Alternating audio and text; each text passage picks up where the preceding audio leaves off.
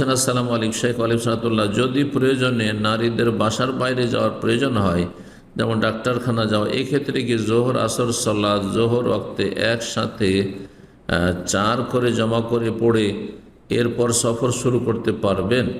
কসর না করে শুধু জমা করতে পারবে? কারণ বাইরে নারীদের সালাত আদায় করা একটু কঠিন হয়ে যায়। যদি দেখা যায় যে বাইরে সালাত আদায় করা খুব কঠিন, তাহলে জমা করা যেতে পারে সফর ছাড়াও বা বিশেষ সংকটের পরিস্থিতিতে জমা করা যেতে পারে। ভয়ভীতির সময় জমা করা যেতে পারে, ঝড় বৃষ্টির সময় জমা করা যেতে পারে, অসুস্থতা প্রচণ্ড ক্লান্তির সময় জমা করা যেতে পারে, এগুলির সুযোগ রয়েছে।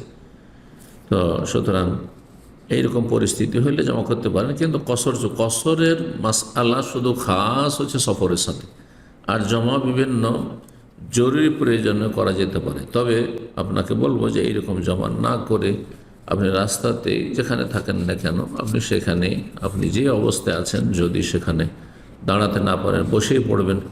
কেবলামুখী না হইতে পারেন তো যে অবস্থায় হয় ওই অবস্থায় পড়ে নেবেন। ওয়াক্তের যে শর্তটি রয়েছে সালাতের ক্ষেত্রে, এটি সবচেয়ে গুরুত্বপূর্ণ শর্ত। এই জন্য ওয়াক্ত মোতাবেক সালাত যথাসাধ্য আদায় করার চেষ্টা করবেন। আর যদি দেখা যায় যে আমি